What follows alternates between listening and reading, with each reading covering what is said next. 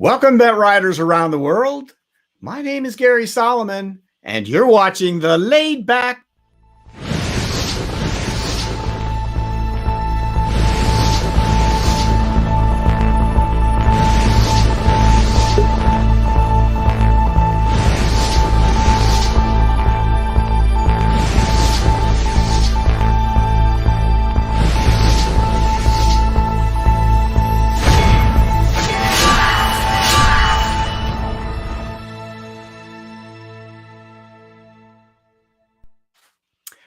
Well, guys, it is a treat to have you with us today. We hope you're all doing well under these very difficult circumstances with the coronavirus. We hope today to be able to provide at least a little diversion, maybe an hour or so of entertainment and education in the world of bent riding. So let's jump into the show. Let me start by telling you what we have lined up. It should be a good one today. We have, first of all, Bryan back with us today with the news. We have our Swedish friend Alve Henricson with us. He's an intriguing Swedish velonaut who has toured Europe extensively in his Quattro Velo. A couple of really interesting tours we're going to talk about with Alve. We have our pal Dana Lieberman, who's been on the show quite a few times, and it's a story with him and his pal Tim Woudenberg, where he delivered a tandem recumbent bike to Asia for Tim to do a tour. So you'll like that story. It's really kind of interesting. Lots of pictures to watch there. And we have a couple of viewer submissions to talk about with you as well. Where we bring a couple of our viewers into the show and talk about a subject or two. So let me introduce our crew that we have with us today. The Laidback Bike Report crew is headed up today by Lars Kamm, our director in Salzgitter, Germany. Hello, Lars. Hi, folks. And in Jackson, Mississippi, it's the media man himself, Trey Burgoyne. Hi, Trey. Hey, folks. How y'all? We're going. There we go. And in Floral City, Florida, where apparently it is pouring. That's okay. Bring it on. Let's live. Okay. All right. There you go. It's our pal Denny Voorhees in the middle of a supercell thunderstorm or something. Denny, what's going on there? It's raining like crazy. You can't tell from the picture here, but you can tell from the sound, I bet. It's good to have you with us, though. Thanks, Denny. All right. And we talked about Bryan Ball, introduced him a little bit before, in Rochester, New York, our Bent News director. What's going on, Bryan? Hey, just hiding in my attic. Yeah, well, it's probably quiet up there at least, and quarantine. Yep. So very good to have you back. No rain. Bryan. And no rain. So yeah, nice to be back. All right. And in Cold Spring, Kentucky, it's Larry Varney. Hey, Larry. Hi, everybody. It's a nice day down here in Kentucky. The sun's out, no rain. We had a little bit earlier today, but it's good to be back and seeing y'all again. And if you're looking for a snack, folks, what would you recommend, Larry? I think what you call it, these Cricket energy bars are really, really good. A shameless plug. A shameless plug. It's a disgusting one. No, I'm sure they're really good. They really are good. And by the way, for those of you who don't know, that's the World's Fair 1965, and that's me right there. A beardless wonder at the time. So, all right, let's just cleanse our palate as we move along to Colorado Springs and greet Larry Seidman. Hey, Larry. Hello, safe inside. All right, glad that you're with us as well. All right, guys, let me just, if I could, remind you that we run live chat along with every one of our shows so that you can participate. And we hope that you will. We hope you'll send along your questions, your comments, or if you like to just chat amongst yourselves or with our panelists, that's great. So please take advantage of our live chat. Also, we would really appreciate it if you would like us on Facebook, subscribe to our YouTube channel, and also, what else do we do? Oh, yeah.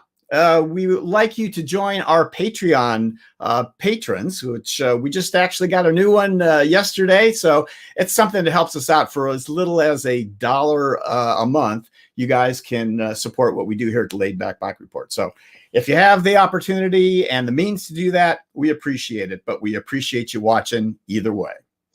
All right, guys, let me tell you about our wonderful sponsors. First of all, it is TerraCycle, makers of exquisite recumbent parts and accessories for your bent. And trailside.bike, a fine recumbent bike shop on the Withlacoochee Trail in Florida. For a limited time, get a free trike for your buddy when you buy a new AZUB or HP trike at Trailside. Check this link in the description that I'm going to have below for restrictions and details. And Cruise Bike, designed for the cyclist who wants to ride farther, climb faster, and adventure more. All cruise bikes and frame sets ship free in the USA. And TerraTrike. With the cancellation of the TerraTrike Rider Fest Atlanta and Cleveland, TerraTrike is now offering 3 virtual riding events. Every participant in these rides will receive an entry into a raffle for a new TerraTrike of their choice, including the much anticipated TerraTrike Spider and GTS. Ride what you like, but get out and ride. Rules do apply, so be sure to check those out on the TerraTrike website at terratrike.com/riderfest or on the TerraTrike Facebook page. And the Hostel Shop, America's premier recumbent dealer with the largest variety of recumbents, parts, and accessories in stock and ready to ship to your door. All right, guys, please support those wonderful sponsors of ours. You know, these are tough times for them. So whatever you can do to help them out, we would appreciate it, and I know they would too. All right, let's start out today with a news report. Brian's got a little something going on there, a couple slides. Brian, what do you got for us today? Obviously, with what's going on in the world, not a whole ton going on, but you know the world still keeps on spinning, and it's spun 20 times for Catrike. Look at that, an actual segue. I feel like a professional. Catrike is celebrating their 20th anniversary. The other slide, please. There you go. Yeah, it's hard to believe that they've been around for 20 years. I guess Bent Rider's been around for 20 years as well. But I remember Paolo when they first started out. You know, one of the first trikes I reviewed, he brought up one of the original, roads that was not the current space frame design. That was, that he basically welded up himself, and had that for a while. It was kind of cool. But then a couple years later, when they came out with the Speed, that's when they really took off, and that was the first of their kind of space frame designs. And it's just been great watching them grow over the years from being, Paolo welding up himself to being like in an industrial unit, like basically almost like a storage unit. Not even sure if it was legal that he was there welding stuff, but anyway, and then they moved on now to the big company that they are with lots of employees. And yeah, they have a few legacy models and stuff to celebrate. So go check them out at catrike.com and help them celebrate their 20 years. And next slide. Also, Cruise Bike has just released a new version of the S40. Not only are there some really awesome new colors, there's this red and a green and yellow, I believe. Let me make sure I have that up correctly. Red, green, and blue. And as you can see, it's designed to be not only a fast bike, but you can actually load it up with panniers and all that stuff. Yes, and these new matte colors look pretty great. $4,150 for the complete bike, which is a pretty decent component set. Or you can get the frame set for $2,400 if you want to build it up to your heart's desire, which is how a lot of people build up cruise bikes, honestly. So go check them out, cruisebike.com. They just came out, so go check them out there. And that's it. All right, very nice, Brian. Thank you very much. Guys, let's move along to the heart of the show then. And I want to introduce our first guest. Now, this gentleman is an intriguing guy, as I said at the start of the show. And I first saw him on Facebook as he was posting about ride in which he wanted to gather a number of Velomobiles to do some touring. And then as I found his blog and saw what he had done, I also stumbled upon a video that Sauki published and where he interviewed this guest as well. So after I got a chance to know him, it was really clear to me that he needed to share his story and his tours with all of you. So at this point, let me introduce you to Alve Henricson from Sweden. Hi, Alve. Hi, hello. It is good to see you, and thanks so much for coming on the Laidback Bike Report. I think it's very nice to be here. I must tell you, I said no to Swedish television, and I said yes to you. I don't know what to say to that. I guess I should see what's on Swedish television at this point. So, Alve, thank you so much. You're very kind. All right, so I'm going to let you tell your story here. We have a number of amazing pictures, folks. Alve, you won't tell you this, but he is a very accomplished photographer. You're gonna see that very quickly with the slides that we're about to show you. But there are a couple of segments to this interview and this presentation we're going to give you. And Alve, let's just before we get into these slides and pictures, tell us a little bit about your background and how you got into recumbent riding and what you did maybe before that. Yeah, I will tell you just a little bit of what I've done before, but for me it has been very, very important to be able to come out in the nature, to climb mountains, to walk in the mountains, and just be outdoors. And then for some years ago, I had problems when I was walking to Compostela in Spain. My knees, they swallowed so that they got twice as big as they are. And they told me that I have arthritis. So I was very disappointed. I couldn't go out to the mountain. I couldn't climb anymore. I couldn't walk far distances. So for 2 years, I didn't do anything. And until I, through YouTube, saw a Velomobile, and then I decided that's what I'm gonna get. And since then, my life kind of has a new meaning. That's why I'm going into it, because it's a way for me to come out, maybe not come out into the mountain, but at least I'm coming closer to the nature, and I have a possibility of traveling by my own, by using my own body, so to say. My own muscles. So it's a way of just coming out, even though I have problem with my knees. All right, very good. So can we talk a little bit about the two vehicles that you have? Maybe that would be a good thing to talk about also before we talk about what you've done with them. Yes, I have two Quattrovelos. The first one I bought was the first Velomobile I saw in YouTube. Some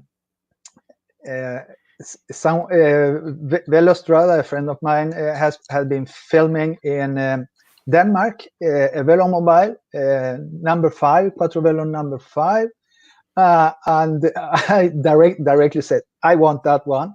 So I called to Velomobile Center in Denmark, went down to have a look at it, and asked when I was able to buy it, and exactly more or less, yeah, I think it was the 4th of, it was almost this day as it is today, for 2 years ago, I was able to go and pick it up.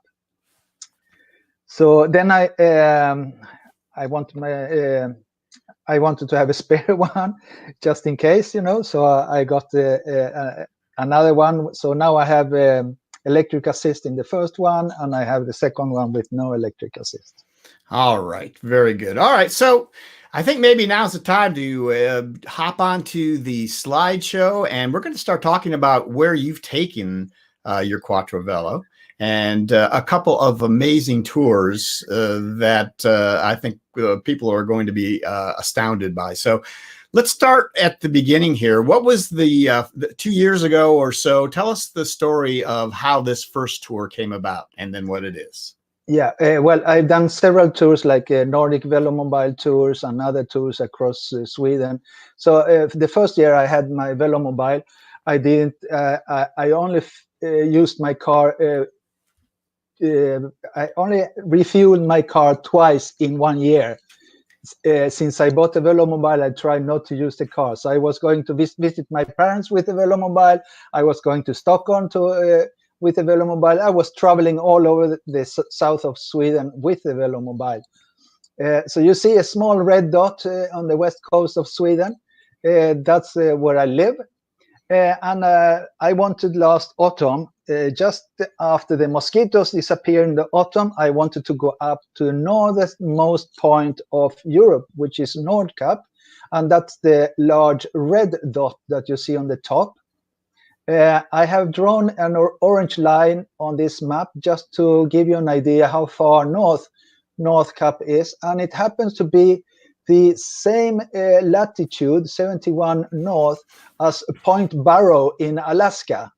So it's the north point of the mainland that you have in Alaska and Nordkap. They are more or less in the same latitude. But then we can go to next slide. I did get the problem with kidney stone, so I couldn't start until the beginning of October. So your original idea was to do this in the warm summer months, I assume. Yes, is that in the autumn? Okay. I wanted to start in September, beginning of September. Then I would be there at the end of September, and I would come back and be at home at the end of November, which means that hopefully I would not have had much snow, and the nature would have been a lot of nice colors in the autumn and all that. But since I had problem with a kidney stone, I couldn't leave until the beginning of October. And it's a trip of about 2,300 kilometers. I don't know how much it is in miles. What, 1,300 miles, something like that, maybe? Huh? Yeah. And so that's why I started so late. And what happens here in the north is that in the winter, if there is a lot of snow, they close the roads, which means that I have to be prepared to stay in one spot in the middle of nowhere and be self-sufficient. So you can go to next slide, and you will see the amount, some of the equipment that I had with me. I think it was about almost 50 kilograms. How much in your weight?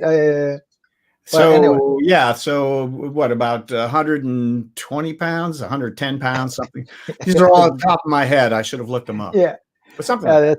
Yeah, you can go to the next slide. I even had a snow shovel. This is you put a broomstick on the top there, and then you have a shovel, because if I had to use a tent in the snow, I would first have to take away the loose snow and put a tent above that. I've been camping a lot in snow and snow caves in the mountains before, so I'm very used to it, and I have good stove and I have excellent equipment. I can sleep in my sleeping bag when it's minus 45 degrees Celsius, so that's not a problem to me.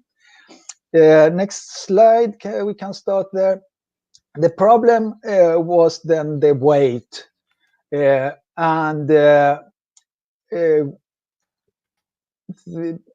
it was quite, as you see, there was quite a lot of equipment in the Velomobile.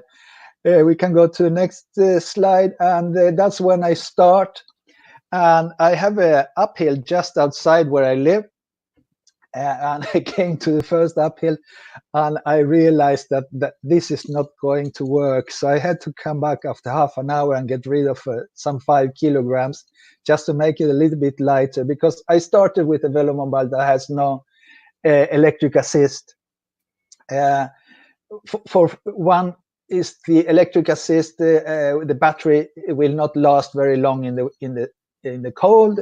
You can get about 30% of the power when it is cold, and I wanted to be independent from charging the batteries.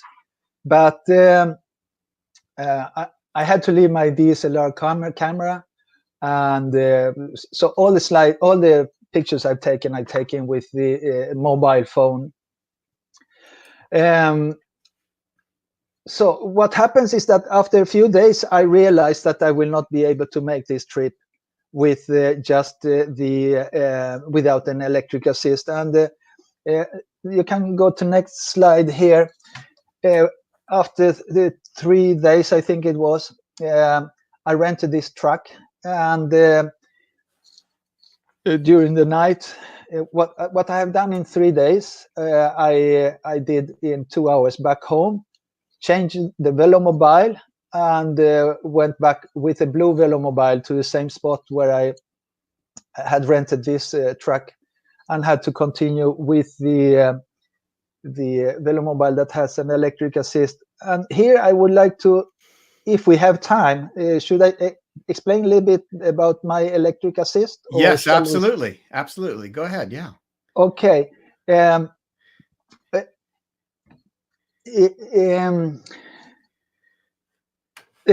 is mainly 2 types, or there are 7 types of electric assist, but you have one which is has a torque sensor, which means that the more you push, the more power you get from the engine. I myself have another system that is called a pass sensor, and it's a sensor that feels when you are pedaling the movement of your pedal or the chain or the axle, and it is giving you a certain amount of power depending on how I compute it to give me power. And I set it to give me quite not so much electricity, so that otherwise I would use a lot of electricity, which means that when I have electric assist, it's not that I have an electric bicycle that is going by itself, and I get as much as tired with electric assist than as without electric assist. The only difference is that instead of making 3 kilometers per hour when going up hills, I can make 7 kilometers per hour. Instead of going 5 kilometers per hour, I can make 10 kilometers per hour. And then if I don't have an electric assist, it will take quite a long time before I come up to a certain speed. And here the regulations say that after 25 kilometers, you cannot have electric assist, which means that my electric assist is helping me quite fast, relatively fast, up to 25 kilometers, just by giving me a very small push. And when I come to 25 kilometers per hour, then my struggle, or I compete with the engine, trying to keep about 25 kilometers per hour, so that I will not use the electricity. So what I mean with this is that just because I have an electric assist, it doesn't mean that I'm going with a bicycle that is going by itself by electricity. It's important for people that don't know about the assist to understand this. So right. Yeah, it's important for people to know that this was a struggle for you, and we're gonna see how that played out a little bit here. But that's good to know about the motors. So, all right, Alve, let's move along here. Yes. And go to the next slide. Let's look at that. All right, go ahead. Well, after several hours in this kind of climate, when it is cold, one gets soaked. I mean, I get very, very wet of perspiration, and all the pictures that I'm taking, almost all the pictures I've taken when I stop to go to the loo, because it's almost too cold to stop just for a picture. so we can keep on going to next one. This is what I get very warm on the top, but I get very cold on the feet. And what you can see here on the left side are my shoes, which are not really shoes, but they are sandals. You can see here, if you come to me, I show you, these are the sandals that I use. And on these sandals, which I have been rebuilding with long straps, I have overboots, which come from my climbing area. And inside the overboots, I have a very warm woolen socks like this, and also electric heated insoles. We can go to the next one to say back. Oh yeah, doesn't matter. And yeah, that's how it is regarding the temperature. Very warm on the top of the body and extremely cold on the feet. But I did manage to keep my feet warm, and I'm happy for that. We can keep on to the next slide. You can't see it here, but I was actually trying to take photos of reindeers. I had reindeers by the side of the road almost all the time when I was up in the north. Next one. And of course, I had to adjust to the road situations of the road. Here I got stuck because I am just a few meters by the side of the trucks from the trucks. And what happens here is that you have trucks with a chain on their wheels. So underneath this soft snow, there is icy snow, packed snow, like well, if you imagine that you have a chain making grooves in the road, and you're driving on a washboard. That's exactly how it is here. Alve, I think we have a shot of that somewhere, maybe when we move along. But we do have a question from Gork57 asks, what type of tires did you use? So we're talking about your traction and going. Velos are not equipped for fat tires, obviously. So what type of tires did you decide to use in this tour? Yes, I used, I could say that 90% of the time I could have used only my original tires, which are the Marathon Plus, the narrow ones.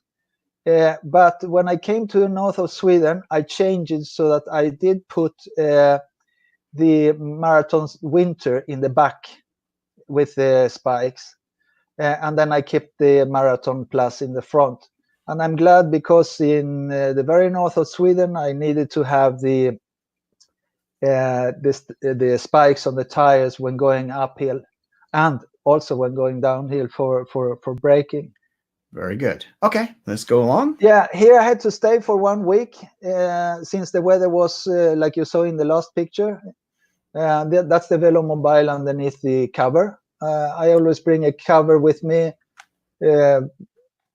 Yeah, sometimes it's just to hide the Velomobile, because there are many curious people that don't leave it by itself. I cannot leave it by itself without a cover, but also for the snow, of course. Next one. I gave almost up about 5 times, seriously giving up, and well, I can't explain why I continue each time, but you can always read about that in my blog.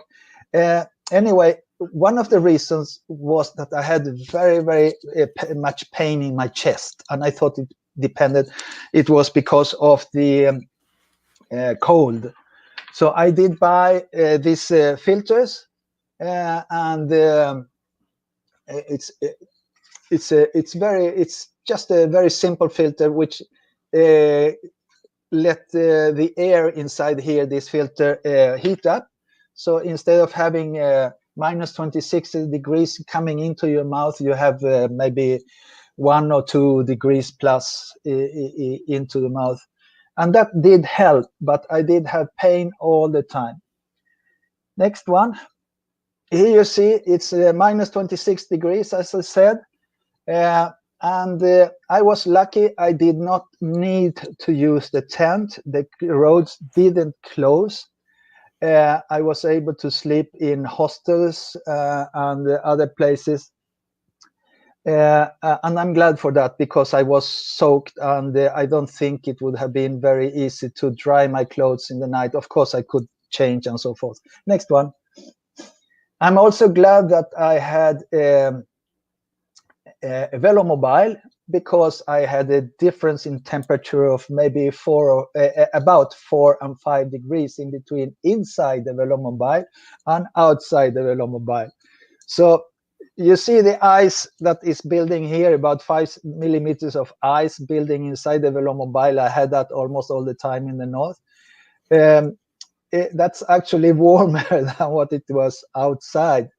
And the water bottles, the green one in the bottom there, I could not use them because the water just froze. Even though the water was moving and shaking, it froze anyway. So the only water I could use was from a thermos, which was keeping the water lukewarm. Next one. Well, wait a minute. If we can we go back a second? I want to make sure everyone understands. So the ice that you see on the inside of the Velomobile there is actually your perspiration. Exactly. That came from your body and then froze on the inside of the Velomobile, right? Exactly. The condensation coming from when you're out in the cold and you're sweating and you see how you have some mist coming out from your body. All that moisture would get stuck inside the Velomobile and and become ice. They lent me a heater, a heat fan overnight, and I put it in here, and it did melt the ice on the top, and then all that ice became water and ran down onto the bottom of the Velomobile, and then I had a cake of ice and in the bottom of the Velomobile, so it didn't get any lighter. That didn't help. And I see your footholes there are covered over. This was something you did on purpose, yes? Yes, I have a canvas with the Velcro, and I can put it on and take it off. I had it on all the trip to the north. I had it on, and so I put it on when it is cold, and then I take it off and leave it at home when I'm going south or when it's summer. Okay, and Kirk Mandis just wants to let you know, Alve, that he has never had a problem like that in his Velomobile in Florida. That's good to know, Kirk. Thank you for sharing that with us. Okay, yes. Let's move along if we could. Yes. Well, here we see two types of roads. This I had this kind of road for, let's say, 60% of the time. And it looks quite okay, but the problem is that it is very, very hard snow, packed snow, almost ice. And what happened is it's very bad for the suspension and the struts. When I came home and serviced the Velomobile, the struts in the front, they were bent like long bows.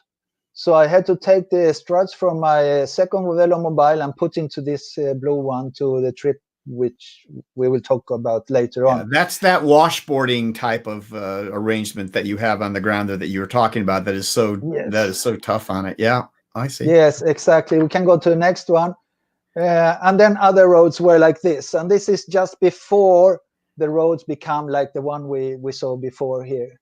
So those were the kind of roads that I was exposed to all the time. Alve, if I could, I've got a couple. Let's see here. Nick Jury asks, did Alve get the access lid added to his QV, or was it already fitted? No, that is thanks to Dennis Bodenek in France. he made the part that is glued onto the front, and then I cut it open and install it. All right.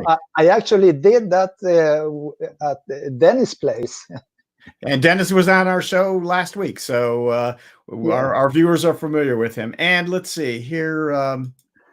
Mike Mowat wants to know, are there drain holes for perspiration in Velomobile? So when it doesn't freeze, what happens to the perspiration in Velomobile? Well, there are different ways. What I have done, when you're driving in other conditions, where you almost only have perspiration on your back, your back get wet. And many people drill holes in the seat so that the perspiration would evaporate. but I have also seen people having problem with the perspiration getting down and staying in the bottom of the Velomobile. So what I have done is that I have installed a very small hose or pipe in the bottom of my seat that goes out through the Velomobile in the bottom. So I have a little bit of hose sticking out in the bottom of the Velomobile, which is draining the perspiration of my backside. Okay. Then I also have holes which I have with small rubber plugs. So when I wash it, I want to have the Velomobile clean from perspiration smell. Then I wash it with water and hose, and I have drain holes. And then I plug this drain hose again when it's dry. Excellent. Okay. Shall we move along here? Yes. Where were we? Yes. Can go to the next one. So here, I don't know if you see Laponia, it says there. This is a little bit further up. I was going to talk about the Arctic Circle.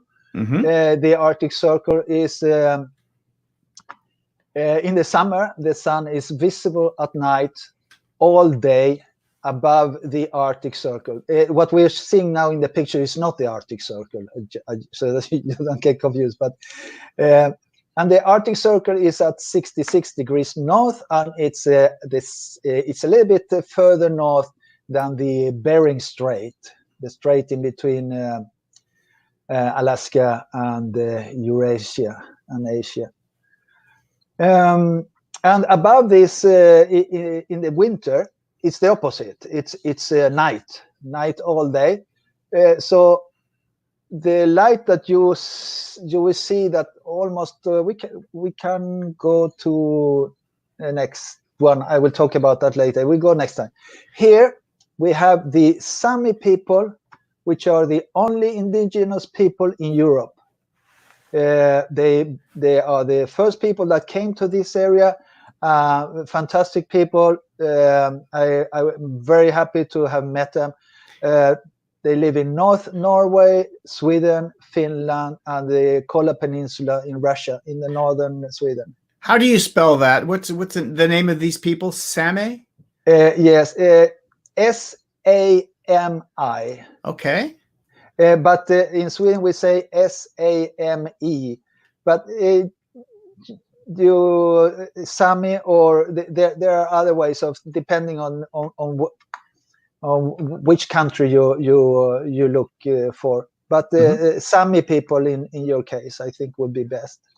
This is a Sunday when I arrived to this place. So this man, he has his typical dress from his area, and they have dresses from each area. So it's not only one kind of the dress, but different dresses. You can go to the next one. And this is a guy that is working. He's a Sami guy working with his reindeers. You see the equipment he has on his belt. That is what he used daily. And the yellow line, it's a lasso, because they work. That's how they work. They are almost like cowboys, but in the northern hemisphere here in Europe. And I was able to stop only for a very short moment there, because I was soaked wet, as you know. And the guy, he was just shaking his head and say he was crazy because you have too little clothes. I didn't have enough clothes, he said. But of course, I didn't have all my clothes on when I was driving the Velomobile. Right. As long as you keep moving, you're okay in the Velomobile. But once you get out and stop, like you said, that's a problem. Yeah. If you take next picture, you can see how my clothes would have been after stopping for 10 minutes. That's a beautiful shot. Yeah. But I didn't stop for more. I mean, a maximum of 3-4 minutes, and then I just had to keep on going because to keep the heat. Let's go along. Yes. The further north, the more mountains, and this is coming close to Nordkapp, and we go to the next one. Next, that's you see how mountainous it is in the north, in Nordkapp. Next. And I arrived at 11:49 November 9th to the northernmost point of Europe, Nordkap. I had almost given up 7 times. I've written it here. It's a total amount of riding days, 20 days. Total amount of days, including waiting time for the weather and so, is 31 days. Amount of kilometers is 2,313 from home to Nordkap, and the amount of climbed meters, almost like to Mount Everest, 16,247 meters. Yeah, you can go to the next one. This is to give you an idea on the distances and how far north we are. Yeah. And of course, one thing, this was the coldest October in 50 years. So Good timing on your part. Yeah, and now I had to decide which way to come back, and I had to time it when the weather, because inland it was very much colder than by the coast. So you can take next slide. Next slide. Then we are going south from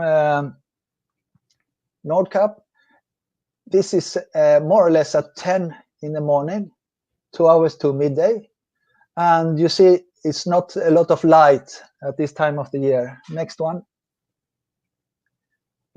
Further south, almost coming into Finland. And now next slide, you will see a map. I did choose to go through Finland and follow by the coast when I reached the area where we had the Baltic Sea, just to keep a little bit warmer. So then it was only a few degrees below zero, like in between 5 and 8, 9 degrees instead of 15 or 20 degrees. My pain in my chest started to become even.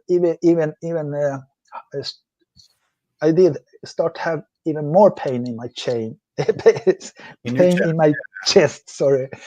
So I did really hurry, and by this time my legs were quite strong. So I were made getting a little worried about your health condition. Let's go on to the next slide here, because then we can...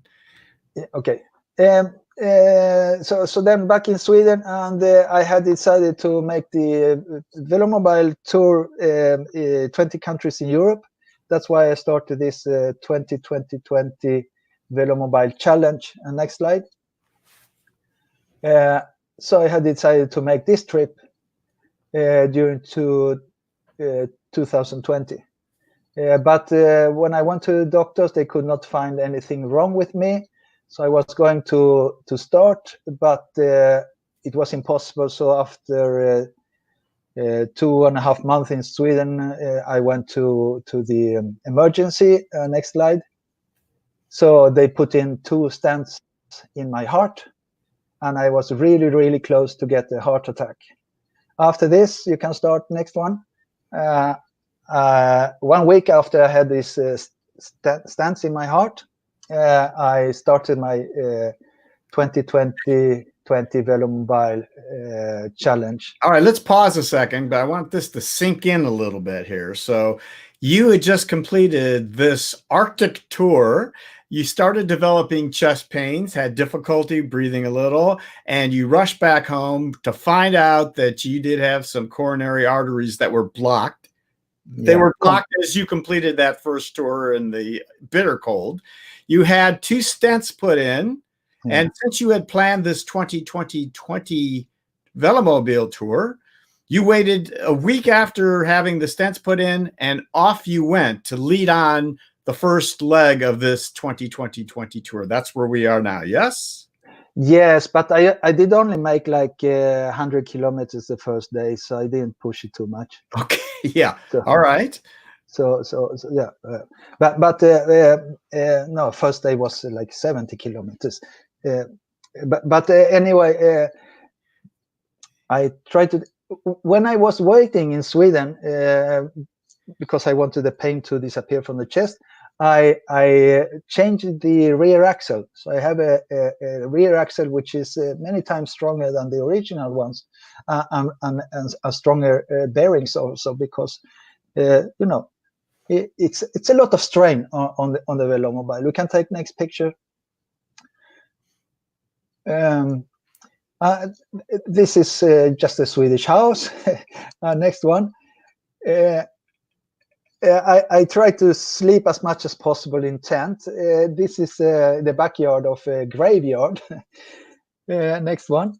Actually, let's, if we can pause for a second, we've got a question from our pal, John Hodkin in Scotland. Alf, congratulations. Did you get indoor accommodations every night? If so, where and how? And was that an expensive part of the trip? Well, you've answered the fact that you had camped as well. But how often, percentage-wise, would you say you did end up sleeping indoors? And was it expensive, or did you? Well, you tell us about it where you stayed. Yeah, if we now talk about the northern trip, the one we talked about before, the one to Nordkapp, I did camp as much as possible in the beginning of the trip, or I did camp almost all the way, except for where in some town, in one town where I had friends. And until I came up close to the Arctic Circle, up there were people that were lending me. In one town, they lent me a house. I went in. I was going to camp, and I asked if I could charge my batteries. And they asked me about my story, and I told them my story. And they say, well, we have a house we rent to tourists, and you can have it. So it was quite nice in that way. And that's how it is almost wherever I come. I meet a lot of nice people. But and then coming back in Finland, I was staying with some Velonauts also. In the north, there are a lot of hostels and a lot of hotels, but they are closed in the winter. I was lucky to be able to stop in the older part in the north indoors. So I did not have to camp, but I was prepared for it. But I did camp in the southern part of that trip. Okay, and on this next segment here, the 2020 trip as well, as you can see. So let's go back to the back to the slides. Yes, this is Åland is part of Finland. Since now I'm trying to make 20 countries, just for the sake of making 20 countries.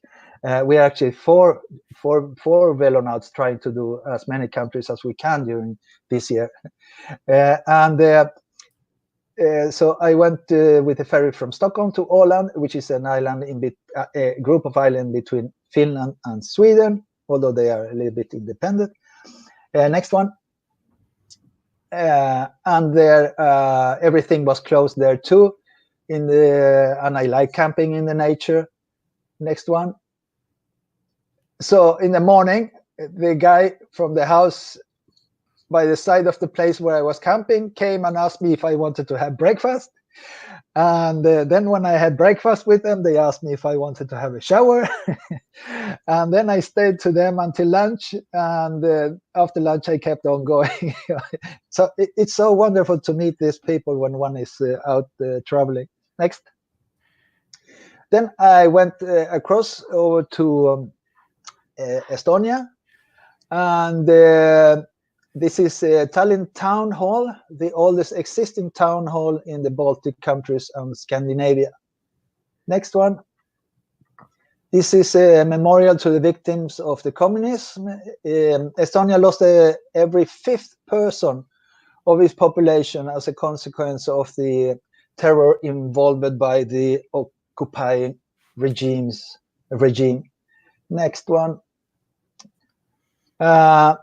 This is a little bit about the roads here in the Baltic country. It's not very easy to find asphalt or paved roads which don't have any traffic. So if you want to go on places with no traffic, you have dirt roads, and the other ones have heavy traffic. Next one.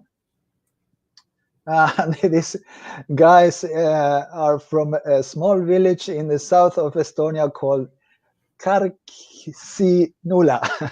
And they became very, very concerned when they heard that I was going to camp. One guy was, he was almost crying because I was going to camp. And I had to explain for them that that's not a problem. Next one. Now we are entering Latvia. I don't know if you can see it on the map there, this red dot. And next one. I was a little bit tired of all the cold. I wanted to have some warm weather. So I was cycling, trying to cycle fast south. But at the same time, it was raining. So I didn't stop for a lot of photos. But here I stopped at the bus stop and took this picture. I had some sandwiches here from my which with me. So this is next one. It's interesting, of course, to see different buildings wherever one goes. This is in a town called Jaunjegava. And of course there are more modern houses than this, but I like taking pictures of old houses. Next one. And this is by the river Ogre. You see there is a bridge in the background there, and on the right side of the bridge there is a petrol station. I left my batteries to being charged at the petrol station before they closed, and I picked them up in the morning. And as you see, I try to have a tent. I have several tents, but this tent I have with me now in Europe has almost the same color as the nature, because I want to be camouflaged when I wild camp. Next one. And this is that's that tent, isn't it? That's showing the frozen. Is that a little condensation that's frozen on it? Yes, exactly. Well, it's even though I was trying to go as soon as possible to the south, the cold kind of went with me to the south too, and I had freezing temperatures almost every night there. And next picture, of course, we have condensations in the tent, but I was lucky and was able to dry out the tent now and then, so I didn't have a very much problem with the moisture. It's a very, very well built tent. Next. So now we are coming to the next country here, and that is Lithuania. You see the red dot on the map. That's the, I don't know if there are only 3 Baltic countries or how they count, but anyway, one of the southern Baltic countries. Next one. It didn't matter if I was always telling people it was a bicycle, but no one would believe me. Accumulator, battery. Next one. And this is by the river Sventupe. Next one. And I did not camp every night, and here I must say that a fantastic organization is warmshowers.org. I met many people through warm showers, and the good part is that you get to know the culture where you go. Fantastic people. So if you cycle, or if you like to have people from other countries that you want to help, I can really recommend warm showers. Next one. This is a town Alitus. Of course, it's a lot of strain on the Velomobile, and things break. So I had to stop by the side of the road, and 2 young students stopped and helped me to find this workshop. I took apart the rear axle, which the guy on the right side has in his hand. Of course, I have all the tools and spare parts. but I don't have a welder with me. So they helped me to weld this on, and they put altogether 2 hours with involving this work. Alve, didn't you have to? Didn't you tell us that you replaced the previous rear axle that you had broken with the one from the other Velo, or am I getting that right? Well, and then this is a second time.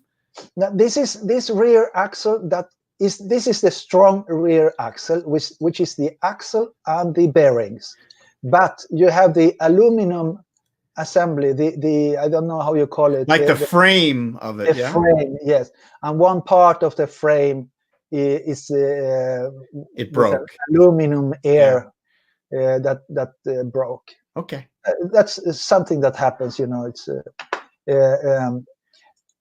It's a compromise to build strong and light, and yeah, that's how it is. Okay. Alytus, this is the south of Lithuania, and if people from Alytus see this, please thank you, everyone. These guys didn't charge anything. They wanted me to have a good trip to Greece. Yeah, and the people that helped me to find the place and everything. Yeah. Next the one. Kindness of strangers once again. Yes, fantastic.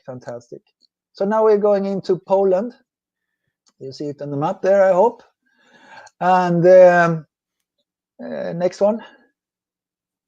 When we are traveling, it's always difficult to get to know the countries in the beginning. Where can I sleep? How and so forth.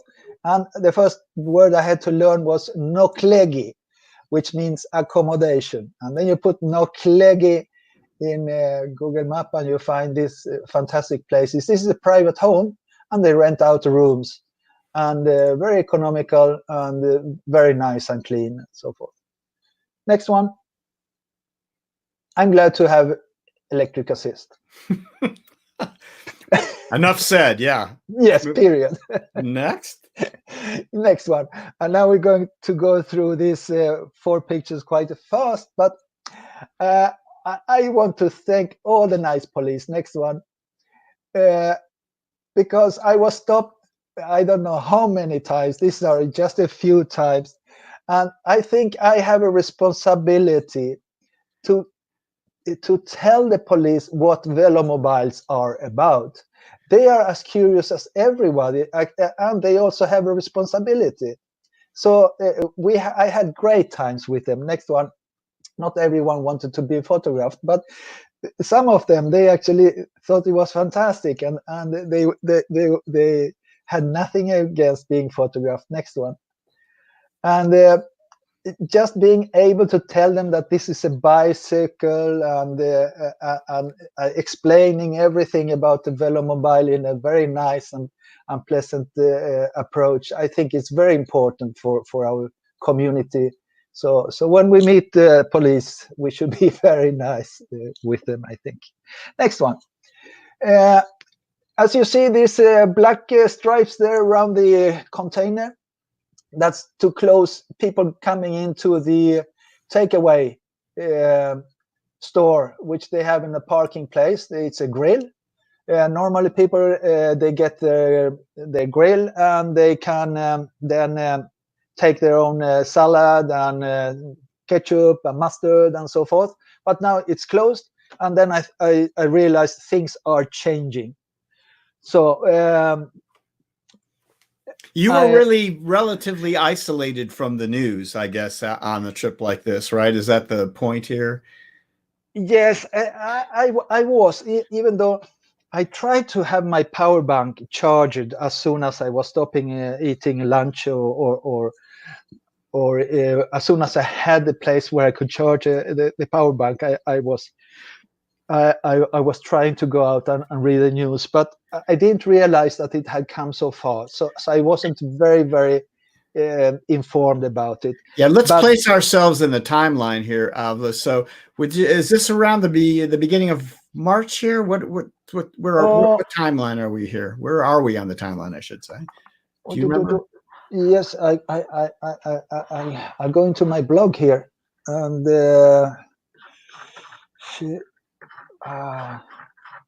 I can't remember now. I don't see, but it's about 2 weeks ago or something like that. Yeah, it wasn't very long ago. So right, No. things were closing down, and now here you are, and in Poland. Go ahead. So pick up the story there, and let's get to.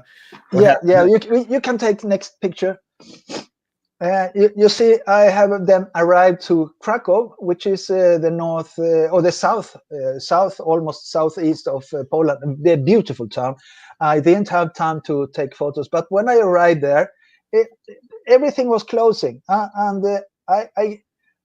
the border to Czechia was closed. The border were closed.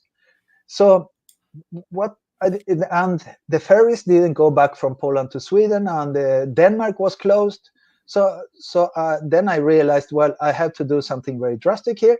So I went into warm showers, and I did put a question if somebody could help storing a Velomobile until the Corona crisis was over. And we can take the next picture. And here we have there. I hope he will see this. Sigi Razowski. He is from warm showers, and he said, I have a garage with a lot of junk. I will throw out half of it, and you can have the Velomobile in my garage until this is over. So I was able to put the Velomobile in his garage, take the last bus from where he is to the airport, because next day there were no more buses, and fly from Krakow to Amsterdam, from Amsterdam to Paris, and from Paris to Gothenburg. And that was 2 weeks ago. So thank you to Siggy.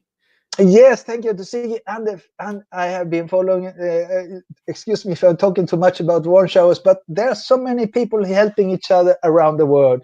And I think it's fantastic. It's moving my heart. Absolutely, and you're not the first one on this show to talk about warm showers either, Alve. So very important. Innertube, he also mentioned here. I don't know if you saw this. I had put that up. Bravo warm showers, and John is a host for warm showers and uses them as well as he travels around the world. So a very, very useful and important organization. So we're happy to tout them as well. All right. Is there one more? Maybe I can't remember if that's quite. No, unless you will put the link. Yeah, that's Trey shaking his head. So, all right, let's one more time talk about 2020, Alve. This is the quest for reaching at least 20 countries or perhaps 20 states in the year 2020. And I know things have changed a lot since you first decided to do this and got, I think, 3 or 4 other Velomobile riders to do it. Bring us up to date, Alve. What is the plan now with the coronavirus situation as far as 2020 goes? Yeah, well, I haven't talked with the other participants. Everyone has to postpone it.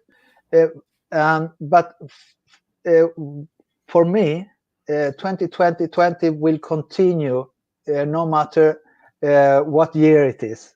So as soon as the borders are open, I will go back to my Velomobile and continue the trip.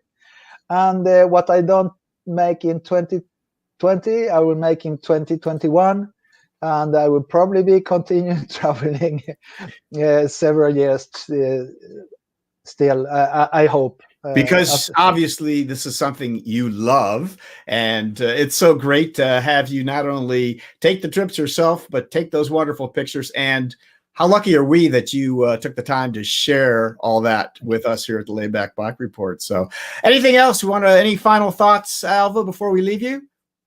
No, I'm just glad to have met very nice people through Velomobile's groups, and I think it's fantastic people, and I'm looking forward to be riding with many of you guys out there. So thank you very much for this show, and Yeah. Alve, thank you. No, the pleasure is ours. All the links to the things that Alve has mentioned, we're going to put in the description below, including the link to his Velomobile 2020 and his blog, which you guys will want to read because it's fascinating. So, all right, Alve Henricson, thanks, buddy. We'll be in touch again soon. Thanks a lot. Thank you. All right. Okay, folks, let us move along to our second featured guest. Now, I mentioned to you earlier, we have Dana Lieberman and Tim Woudenberg on, and we're having some trouble. We've had some trouble with Tim, so let's see if we can get him on. Can we try to pop up? Is Tim able to come on? Tim, are you there at all? So, yeah, he's there, but, yes, but unresponsive. hopefully you can hear me. Nothing personal, I know. Well, now we can hear you a little bit, so stay with us. I'm going to let Dana kind of take the lead on most of this slideshow because I'm not sure how much we will hear of you, but we'll try to come to you as well, Tim.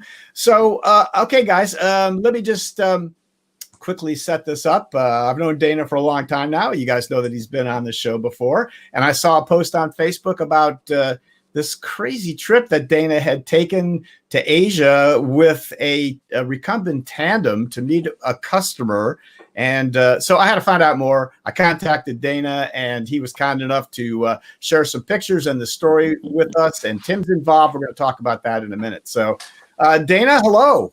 Hello, Gary. How are you? Well, I'm doing great. Let's go to Dana and let Tim set this story up maybe before we get to the pictures, if we can. So Tim and I have been dear friends for, 15 years. He was my original inspiration for ultra distance cycling. And funny enough that it just came up, he's the person that turned me on to warm showers a number of years ago. So not only are we good friends, I'm kind of Tim's pusher. You know, the first Recumbent was free, and everyone since then, he's been not only a good friend, but a good customer for many years.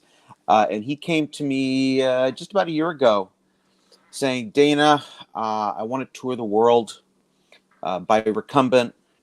What should I do? What should I get? And I set him up on an HP Velotechnic street machine with a roll-off hub and, you know, all the bells and whistles so he could take off to Europe and start doing his world tour. And he was having a great time. We kept in touch here and there. And at a certain point, just this last November, he contacted me and said, Dana, I've met a woman, Lucy, and she wants to come with me on my next leg of the trip through Southeast Asia. So I need a tandem. Well, this was the end of November.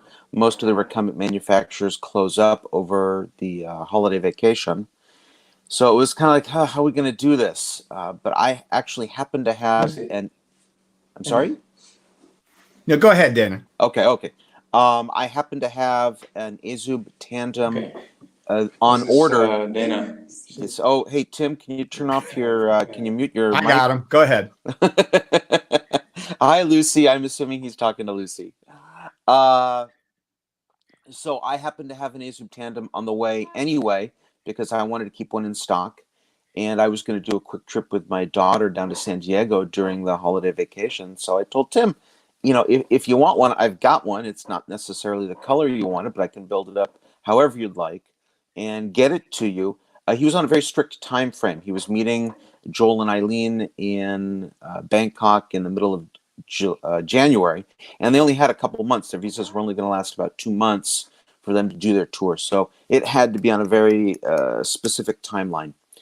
And he agreed, and so the frame came, and I started ordering parts and putting things together after my trip with Abby. And one of the things let me kind of hold up here a little bit because I know they want to say hi to you. Tim, go ahead and unmute yourself now. Let's see if your audio works. You can at least say hi, and I think that must be Lucy that we've been talking about. If you can unmute yourself, yes. Tim. I don't know if you can. He's really having some problem. So just so everyone knows, Dana is in L.A. And Tim is in Santiago. Is that right? Santiago, Chile. Yeah. He's still muted. Yeah, you're muted though, Tim. If you can, there you know, say hi. Maybe we can hear you at least. Yeah, you're kind of frozen up. I see So, it. Yes. okay, there we go. We got you a little bit anyway. So we're going to So, probably not be Lucy able to count speaks on you too Spanish much. very well. Well, that's good to know. Hola.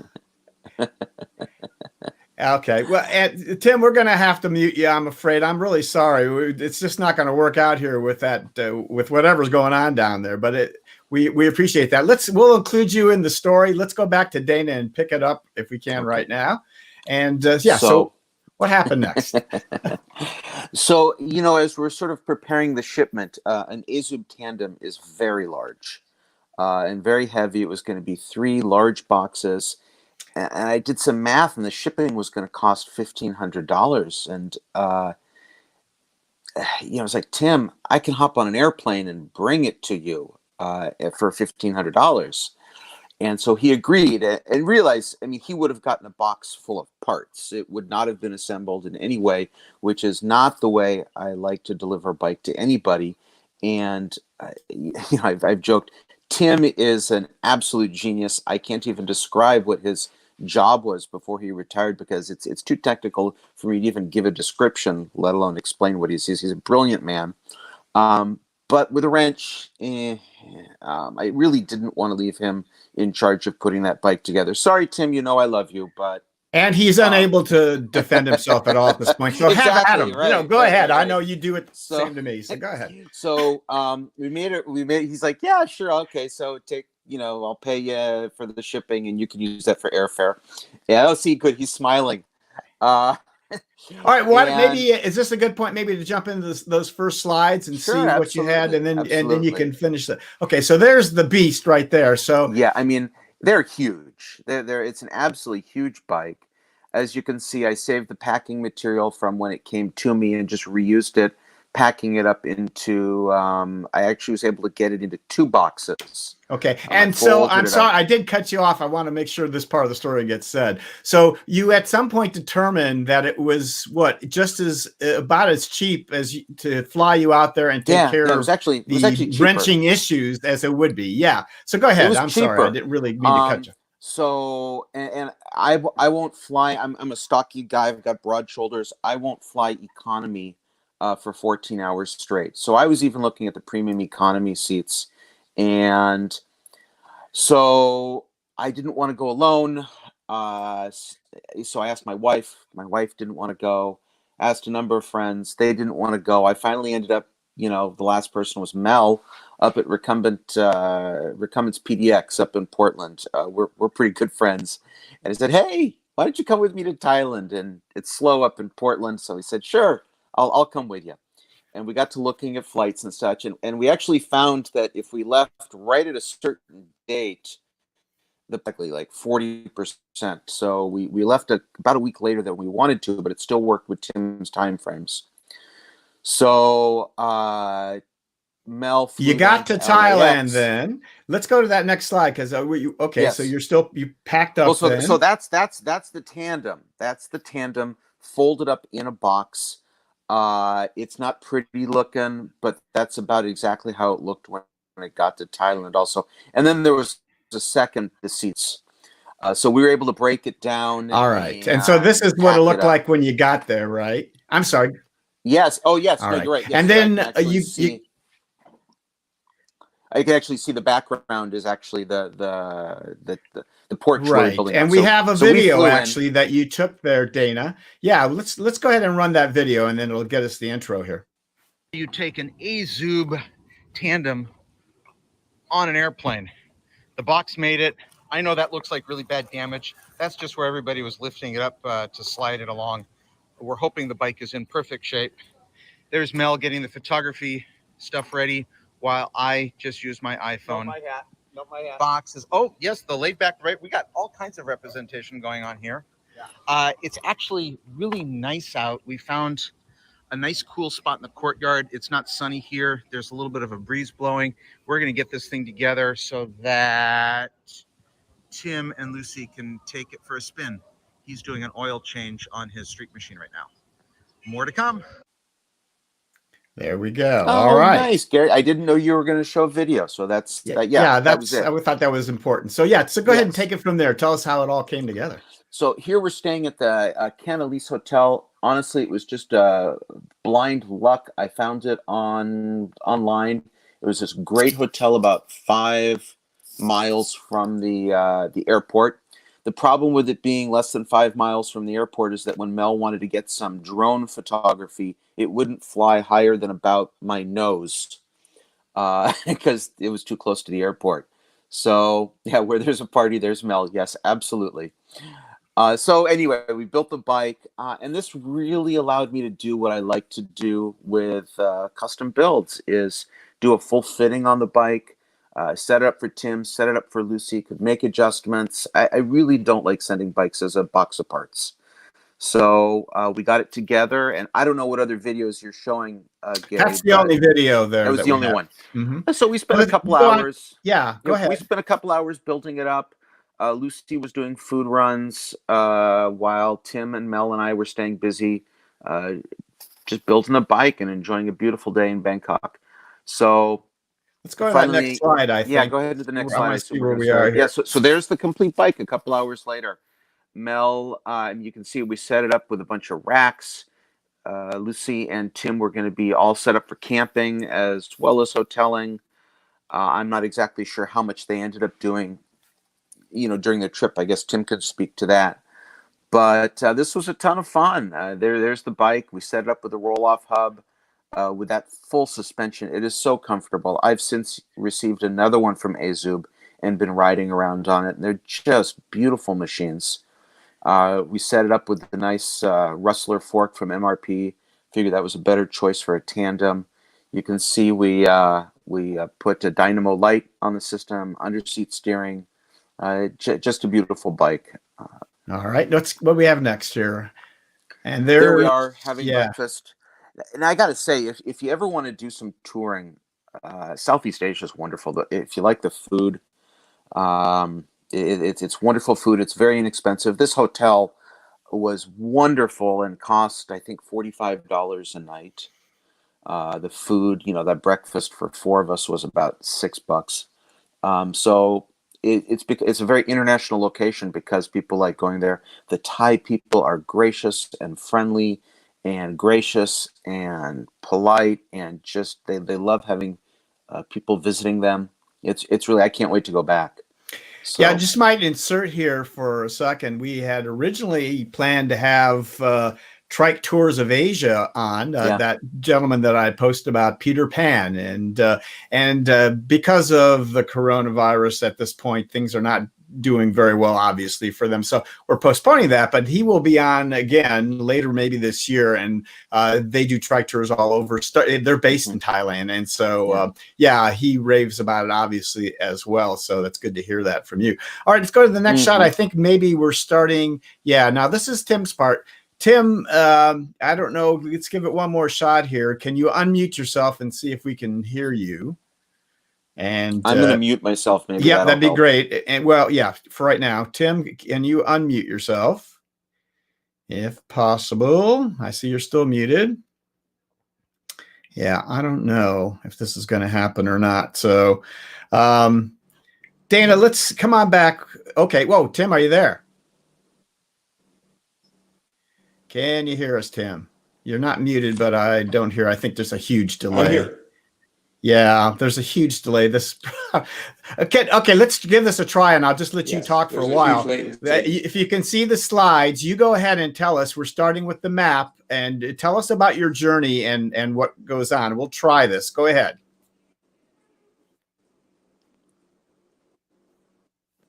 Okay, so this is my trip. Actually, we continued on from this point all the way through Laos and into Vietnam, down to southern Vietnam, where we the most exciting part of the trip, and it was a real test for the suspension of the bike, because only about 10% of the road paved, and when we got into the mountains, it was pretty exciting. All right. So Tim, listen to me. That's good. We can make this work, I think. So you continue. We're going to run the slides as best we can. Maybe let's hold it there, Trey. I would like, if you can, and Trey, go ahead to the next one. It's a beautiful shot. I want to get one of those shots of them on the tandem. All right, right there. Hold that. Tim, I want you to take a minute or two and tell us about your experience with recumbent tandems, you and Lucy. Give me your past experience and tell us what it was like as you learned to ride this. Yes, it was learning a lot of things all at once. This is my on a tandem, first time I did tandem, and there were lots of mistakes to be made. I'm very fortunate to have been traveling with Lucy, who had, even after dumping the bike multiple times, she was still happy with getting back on and making it run.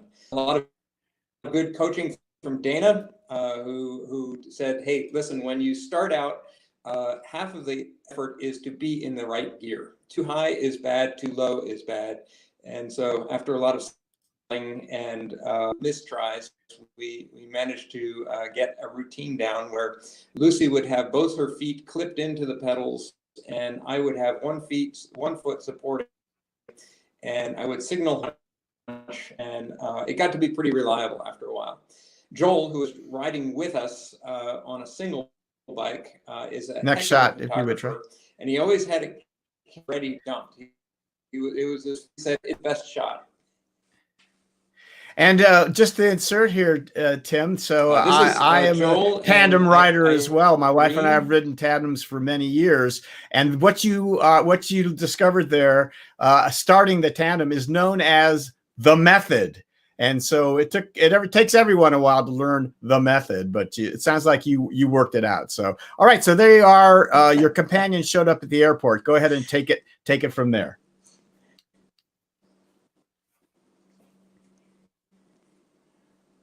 Yep. This is Lucy and Joel. They're from France. I met them on warm showers at my place in San Francisco. I've stayed at their place in France, and this is our first tour together. They're in the world for over 5 years contiguously by Recumbent. They're also on AZUBs. And they taught me a great deal about how to make it work. Joel also keep it has, rolling, Trey. I think it's, yeah, there you go. A drone that he uses, makes great photography, and yeah, it's a learning experience traveling with them. We got to be very close friends. And so here, I know you're going to probably not hear this to start out with, but so here you are, you're out of the airport and you're getting ready to begin the tour. So tell us a little bit about that first day, if you could.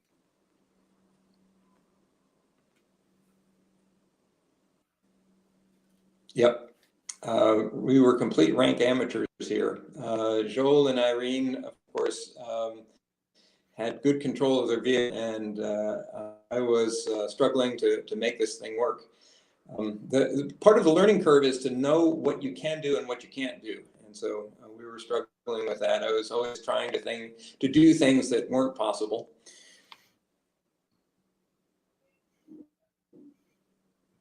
Yeah, and there's a fair amount of traffic. This is typical traffic in Bangkok. Yeah, worst place in the world to be learning to ride a tandem. And having to cross by hand. Yep. And there's one of those shots that your companion caught you going down again as you learned.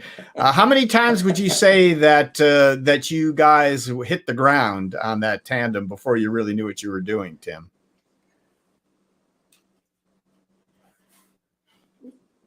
Well, you've seen 2 or 3 photographs that Joel happened to be there when I would. It's a very large number. I would say more than a dozen at least. But you know, later in the ride, we sort of figured out what was Irene. She's a great person, wonderful spirit. Irene, her strength is she can cross language barriers with ease. She works with deaf people, so she speaks very well with her face and hands with no language at all. And so it was a real pleasure being with her. I just want to add, Gary, that I think I have figured out why we have a toilet paper shortage in the U.S. It's not the coronavirus. It's all 6 of those panniers being stuffed so that when they fell over, nobody got hurt. Right. Did you see this comment? That's interesting. You said that. Yeah. Kirk Mandis wants to know if those are those panniers or are they airbags, which you could probably have used. Yes. At that point. So, yes. Good point, Dana. All right. Go ahead, Tim. Let's finish it up here. This is more of your turn. Yeah. That's typical of me telling a joke. They get it like 30 seconds later, if you know. Yeah.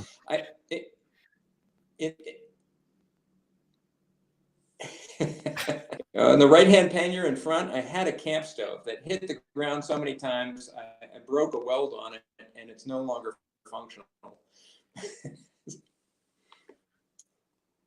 So there we go. Just a nice group shot. What's next? Trey, go ahead. We met up with 2 friends. Yeah. These are friends of Joel and Irene joined us. We loaded our bikes on top of a ship that took us down the Mekong in for a couple of days on board this ship, just going down. And there it is. Yeah, that is. It's the first shot I've seen where the tandem looks small. So it would take a massive ship to be able to do that. So very nice, Tim. I think that's probably the last one. Yeah. Trey is telling me it's the last one. So, all right. So let's just go to the shot here. Tim, thank you so much. I'm sorry it was a struggle with the technology here. You did a great job, though, of telling us what happened afterwards. Dana, I'm going to let you finish up with any final thoughts that you might have had. Really by Alve's presentation. Right, as we all were. So I'm glad you were able to watch that. I want to go back on YouTube and watch it again. It's amazing. Great, Tim. Well, Tim, let me say goodbye to Tim because this will get out of hand here in a minute. Tim, you're welcome to stick with us, but I want to say goodbye to you because of the delay. It's making it difficult, but we appreciate you coming on the Laidback Bike Report, and we'll keep following you. Maybe we'll have a little bit better connection next time, and we'll have another chat when you've gone back on tour. So, thank you, Tim. Okay. There we go. And Dana, why don't you go ahead and finish up with any final thoughts and wrap it up for us? I just want to thank Tim, and I've thanked him before. I had never had any plans to go to Southeast Asia, and it really opened my eyes to a beautiful country. And I think it would be wonderful to be able to now take another tandem over there and do a similar type of trip. It's kind of got you interested in it. Huh? Yeah, no, absolutely. And if anybody else needs a bike delivered around the world, just give me a holler. Again, it's a great way to not only experience another country and experience another culture, but to make sure that you get your bike set up properly for you. I think that's really important, and I'm hoping that that's what helped Tim and Lucy have a good trip, was that the bike was set up right. They weren't trying to assemble a bunch of pieces out of a box. Right. Well, and, with, you and Mel there's no doubt that they had the expertise on hand. Dana, Bent Up Cycles. I don't know if we even really actually mentioned that the whole time. So, Dana, that's the name of your shop in LA. Yep. And right now you are kind of doing appointment-only stuff. What's going on right now with Bent Up Cycles? My business hasn't changed a whole lot. I've been appointment-only for a number of years now.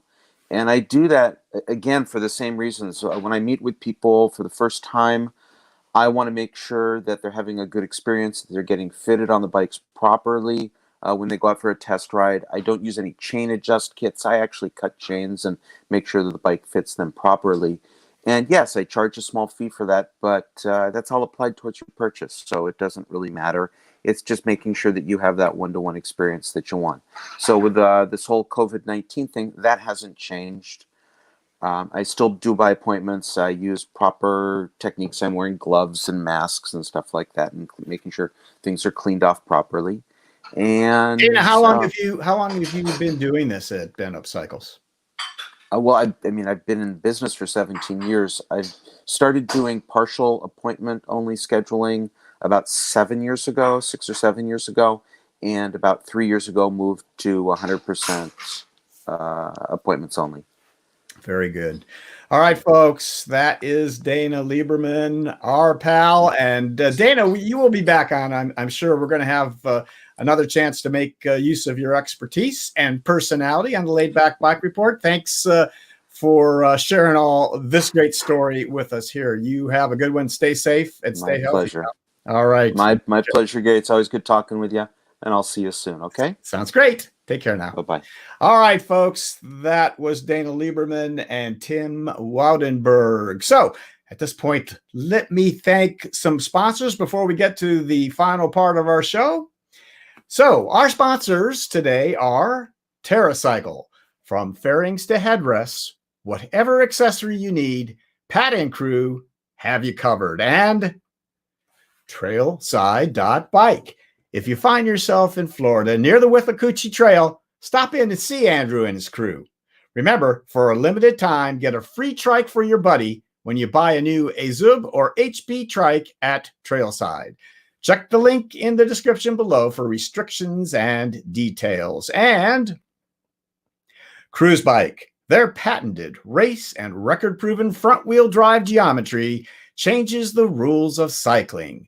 Now, comfort doesn't come at the cost of performance, but fair warning, your cheeks may hurt from smiling. And TerraTrike, host of the virtual Rider Fest. For details, go to TerraTrike.com/RiderFest or the TerraTrike Facebook page.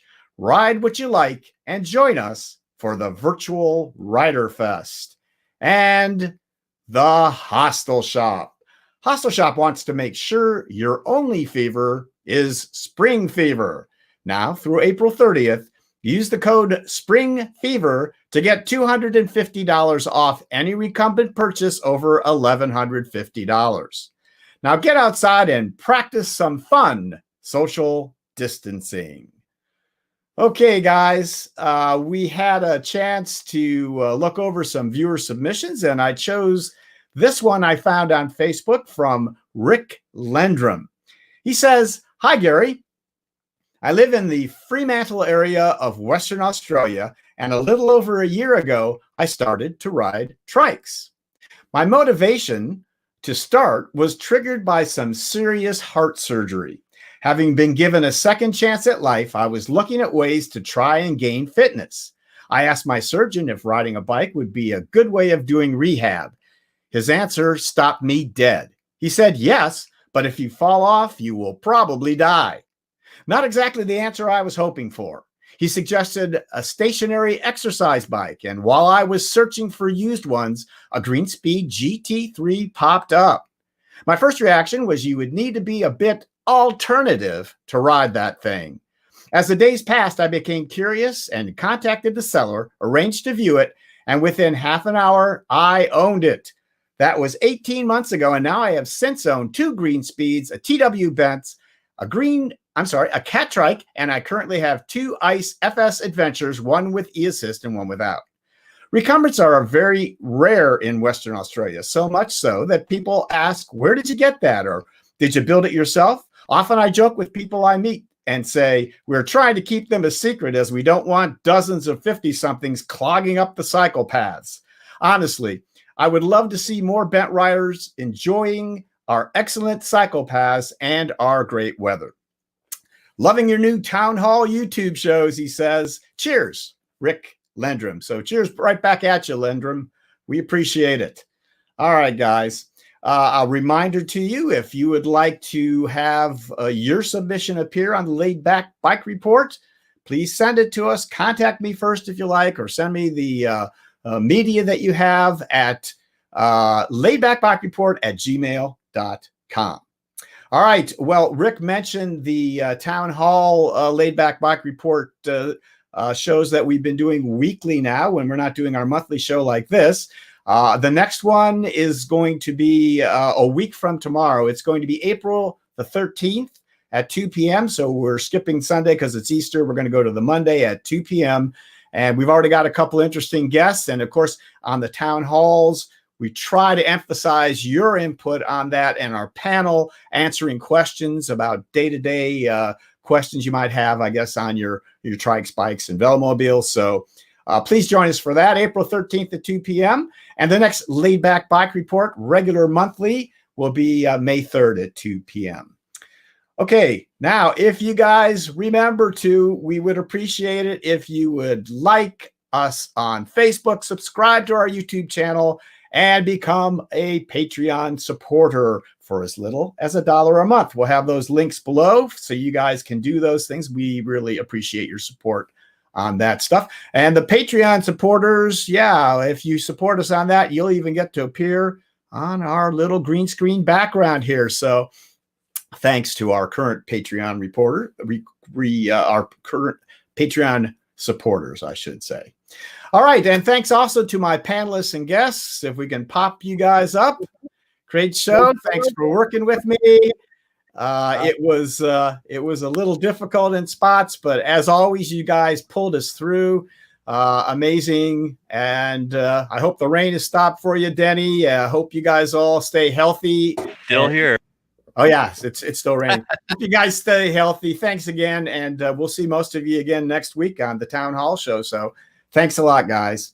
So thanks also to Bryan Ball, who has had to leave a little early, but we appreciate Bryan and our support and promotional support from Bent Rider as well as always. So thanks to him. And thanks, of course, to all of you who support and watch us for each of our shows.